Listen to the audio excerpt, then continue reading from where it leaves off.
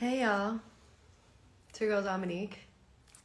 I'm here crocheting because that is what I do when I have a lot of feelings.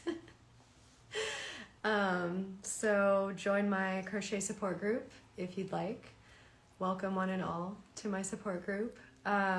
Please let me know if you are also crocheting at the speed of light currently.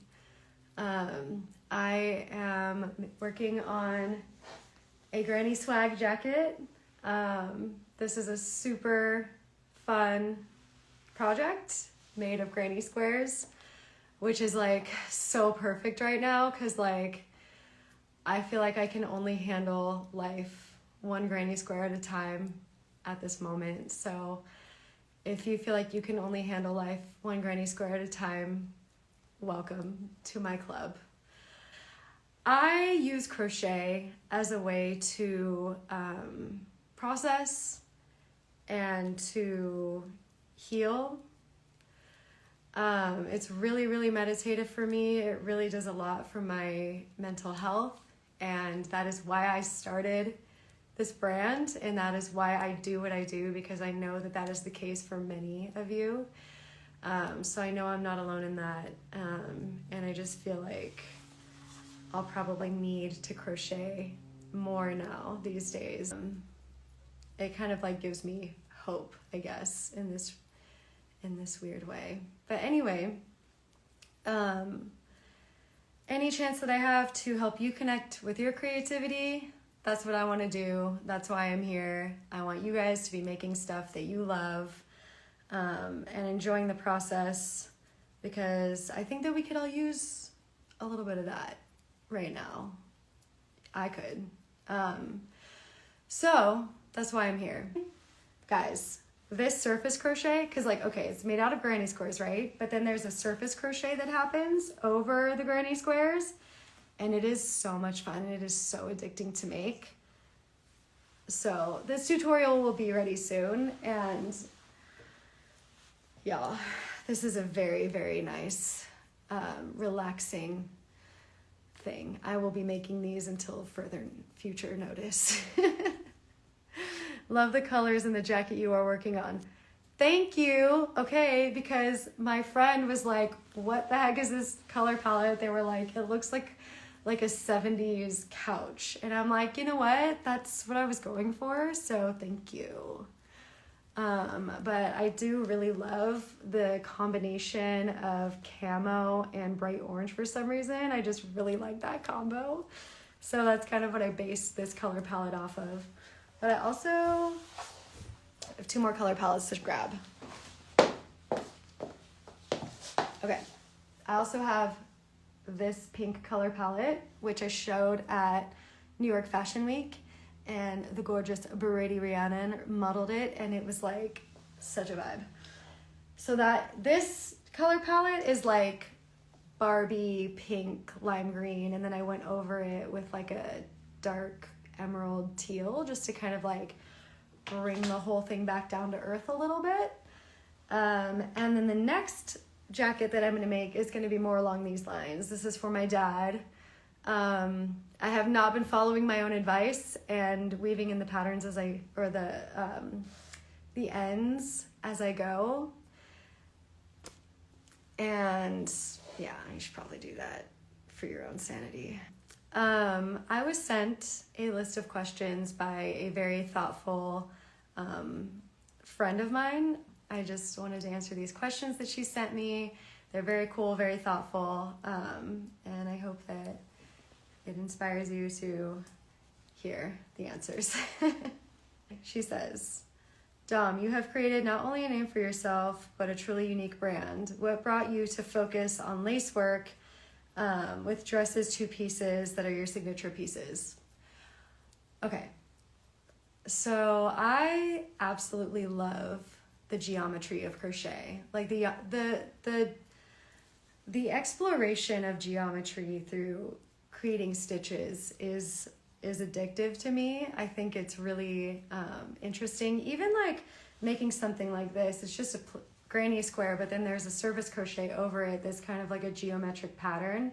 And creating stuff like that is just really, it just like does something to my brain that it's like, I don't know, it's just like addicting to me. It's like the infinite possibilities. So I guess to answer the question, what better way to explore geometry than through crochet lace? I mean, I love lace. I love taking like a classic lace, like a pineapple stitch, and adapting it into a dress. You know, taking these things that maybe we grew up with, maybe we take them for granted, but it's like, no, actually that doily pattern could like adapt into a really gorgeous dress. Or like, you know, kind of reimagining how we've seen crochet traditionally into something that's like fresh and something that we want to wear. So that's what I think attracts me to lace. And then she says, where do you draw your inspiration? I draw my inspiration from so many places. Architecture is definitely a big one. I absolutely am an architecture nerd, and it like makes me cry when I see like beautiful architecture. So I really study that a lot, with like shape building. Of course, like women inspire me, stories inspire me, like different like concepts inspire me. So I pull my inspiration from a lot of places, especially my experiences. And ultimately, I always want to create pieces that I would wear, that, you know, the characters in my stories would wear, and that, you know, you guys would want to wear.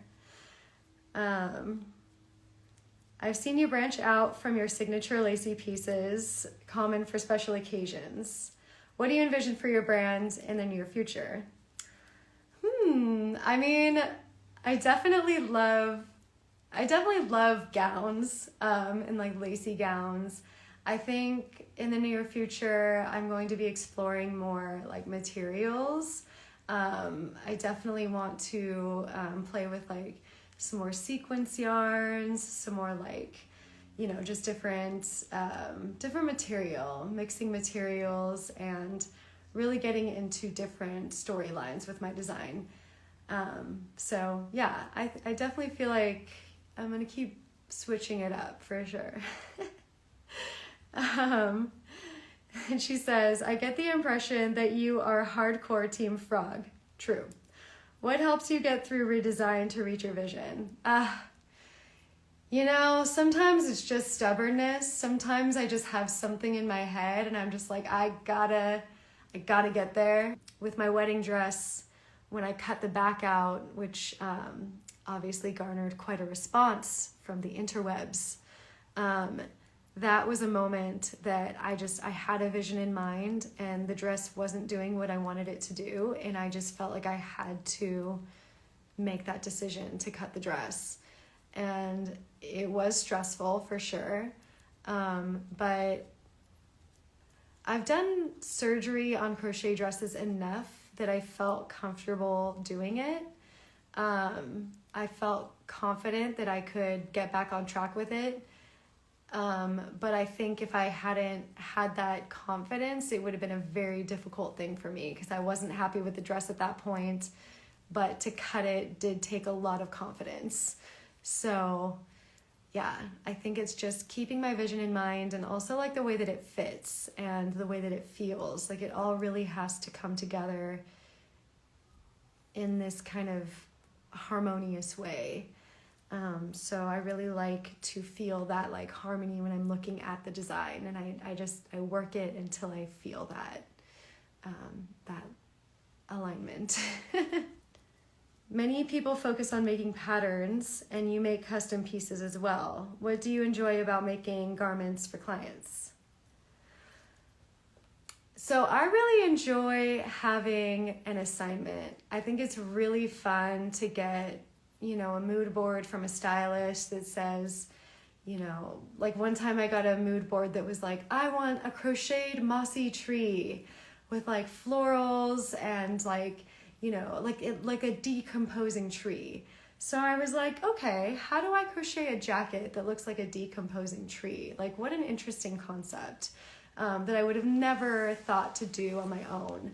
So that's what I like about working with clients, is kind of crawling into their needs and their visions and bringing those visions to life. I think that's a really exciting process, and yeah, that's what I love about that. Oh, what draws you to beadwork? I mean, the beads. I love beads. And I have always loved beads. Ever since I was a little kid, I loved beads. I always had like this big like box just full of beads, and every now and then I would spill them. Because you're a kid with just like a big bowl of beads, of course you're gonna spill them every now and then. And they would just hear like the drop all over, you know, that like crashing sound where they're all going on the floor. And oh my God, and then I knew I was gonna have to pick up beads for the next like month. But I have always loved beads. I love to work with sparkly things, and I actually really like kind of the weight that they add to the crochet. They kind of bring kind of like a gravitas with them when you put them on. So I do think that they can affect the things like drape, and I think they affect them in a really cool way. So that is what draws me to beadwork. What opportunity allowed you to make crochet design your full-time work? Well, you guys, really, people that buy my patterns and people that engage with my content, that's what's given me the opportunity to do this. So thank you. And of course, I've had some very influential people kind of come into my life in the fashion world and kind of give me some really key guidance. So they've definitely been really influential as far as my opportunities go. But yeah, I think, you know, the universe has conspired to make the opportunities. What advice would you give to anyone looking to create their own crochet brand and make their stitch work full time? Ooh, Chelsea, you want to chime in on this one?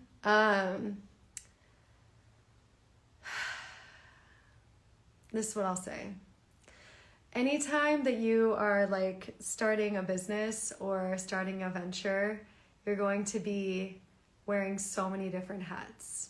You're just going to be, you know, you just got to do so many things outside of just crochet. So I would say that that's number one. Make sure that you're ready to do those things. And I would also say to find your voice, connect with like the why behind your art, connect with the, you know, the deeper meaning of what it means to you, and stay connected to that why, because you're going to need that inspiration and that guidance as you kind of wade through like all the different ways that you could go about starting your brand.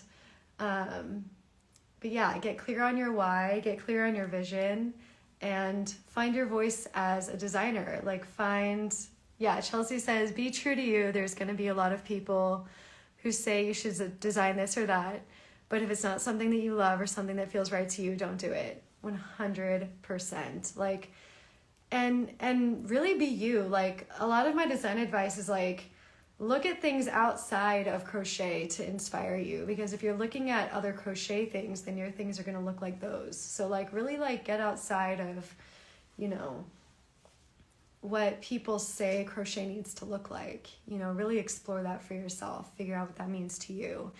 And yeah, and then share your art. Just share it. Just do it. You got this. You could do this. Tell me about the mark you wish to make in the fashion industry. Woo! Mark that I want to make on the fashion industry is really just like, yeah, I just want to shake up the idea of like what is, you know, what is a model, what is beauty, what is, yeah, all of that. We just need to shake it up. And we are. It's happening. It's going to be great. I do think that the fashion industry, at least around me, is changing. Who knows, maybe I'm in a little bubble because I'm only working with like cool people at this point. Like if people are like rude to models or like any of that, I'm just like, I'm not going to be a part of this. Like we gotta go. So maybe I'm in a bubble, but I definitely feel like, oh, and then also I think that just pursuing sustainability and ethics in our fashion industry is just so crucial right now. It's a huge like message and topic that I really want to continue to talk about. I actually think that I'm going to be participating in Dressember this year. I'm going to just join somebody else's team and I'm going to do the style challenge. So I'll be posting that and you guys can like, you know, see how my challenge is going. But really, I ultimately want to talk about how to be sustainable and ethical consumers of fashion too. I think, you know, we need to focus less on like the quantity and maybe focus more on quality and stop shopping at these fast fashion places. And trust me, I am like the biggest offender of this. I say this to myself as well, and it is like it can be a challenge, but I definitely think it's really important that we just start thinking a little bit more consciously about fashion that we buy, especially if we're shopping in like fast fashion places. Trust me, girl, I want you to invest in your fashion, like, but you know, maybe instead of getting like 20 shirts at Forever 21, you get like 2 shirts from somebody that like makes beautiful shirts on Etsy or something like that. You know, maybe let's like, you know, shop small and just focus on like building our local artisans up and things like that, going to, you know, makers fairs, all of that good stuff while we're shopping for the holidays. I would like to know more about what yarns you favor to work with. Okay, so I love mercerized cottons. I often really like to combine different crochet threads. So sometimes I'll take like a crochet thread in like a blue and then I'll combine it with like a silver metallic thread and then, you know, maybe like another metallic thread. And I've been just kind of having a lot of fun with building my own materials essentially. There has to be an easier way than what I've been doing because sometimes I'm working with like, you know, 5 different spools of things all at once and it's not the best system, I will say. So if anybody has a like a yarn spinning tip, send it my way, please. But yeah, I love working with cotton. Circulo is a company that I work with a lot that I really adore their products. They have great cotton options. They also have really nice like bamboo and like sugarcane options. So yeah, if you go like through my blog and you look at my different designs, I always shout out the yarn. So if you're ever wondering about a yarn, you can always check out the blog for that design and it will have links and all of that good stuff. So those are my favorite yarns. Also, I would love to make yarns, glitter yarns specifically, because y'all know how I feel about glitter. You're loving granny squares now and you've done so many lacy pieces before. What is your vision for your brand in the near future? I mean, I still, I really am loving exploring lace, especially as I'm loving to explore the yarns that I've been kind of creating, the materials I've been creating. So I think that I probably will do some more of that, like working with just different like sparkly yarns, getting more into different materials, and then getting into like simple stitches and like basic stitches reimagined into something that's really elegant. That's kind of what I've been focused on. So yeah, we shall see. I don't know. We'll see. Maybe after this I'll be, because I feel like this granny swag jacket was like my anti-bride moment. I think that I got kind of like tired of like working with white, being in white, everything was white for a while, which was so fun. I loved being a bride. I had so much fun. But I think I was just really ready for a lot of like obnoxious colors. So I just made these jackets and I just was like, I need to bust my stash. I have so much yarn, you guys. I had so much yarn that I needed to go through. So I was like, let me just get through a lot of this yarn, make like a really loud jacket. And that's what I did. I was very inspired by Chapel Roan. I was listening to a lot of Pink Pony Club when I made this jacket. So if you hear Pink Pony Club playing behind it the whole time, that's why. But yeah, I think now that I've balanced myself out from being a bride to now working with like granny squares, I might go back to something more sparkly, more delicate. But as I said before, I can only handle one granny square at a time of life right now. So I don't know when I'm going to be able to get creative in that capacity. Because they think I'm just processing a lot right now, I think, as we all are. So I will be making granny squares for a while, I think. I think I'm going to make at least another one of these jackets because I feel like I literally need it right now for my mental health.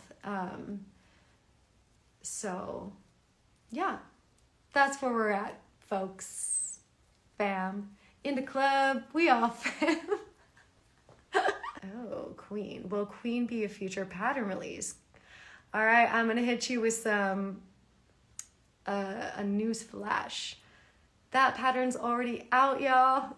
That pattern's out. That is the angel skirt and the angel top made into a dress. I don't have a pattern explicitly explaining how to make those two exact things into a dress, but if you have the Luna dress, you can literally follow the same exact instructions to make it a dress with the angels. And guys, I promise I am working on books and different options for these patterns because like I've just grown so much as a designer since I released those patterns. And so they definitely need to like be updated into like dresses and different combinations for y'all. So I am working on that, I promise. It is on my radar. But yes, technically that pattern is already available and you can go make it like right now. And if you need help putting the dress onto the skirt to make it into a dress, or the top onto the skirt to make it into a dress, let me know and I will walk you through it. Easy peasy. And you can have the queen dress. Yes, you can. And then take photos of yourself wearing it and send them to me. And then I will post you. I'm here to ask about the honeymoon flower top. All right, raise your hand if you want the flower top pattern. Yeah, I think that I would want to redesign that a little bit before I put it into pattern form. I think the top could use a little bit of adjustment. But yeah, it's kind of, I think that it could potentially be a flower or it could be a pattern. And then I don't know if y'all saw the wrap skirt that I made to go with it for Fashion Week. I have never made a wrap skirt before and it was so much fun. I loved like the way that it hugged the body and it was just a really cool, like new design for me, and I think I'm definitely going to be doing some more wrap skirts. So that was a vibe. Oh my god, how did I turn myself sparkly? I have no idea how that happened, but I like it. I love sparkles. Make sure to subscribe to my email list and now to my YouTube because I will have this up on YouTube ASAP. Okay. I love you guys. You got this.